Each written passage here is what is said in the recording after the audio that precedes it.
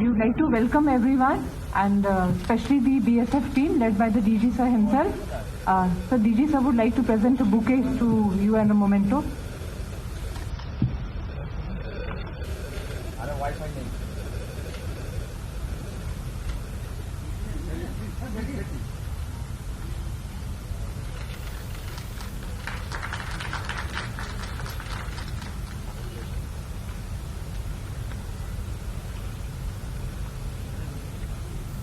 BSF এর পক্ষ থেকে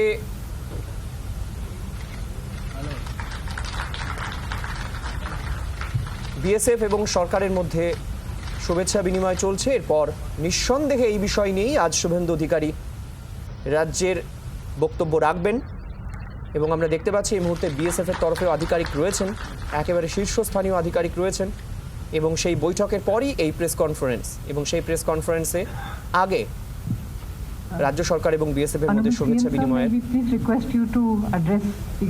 চলছে।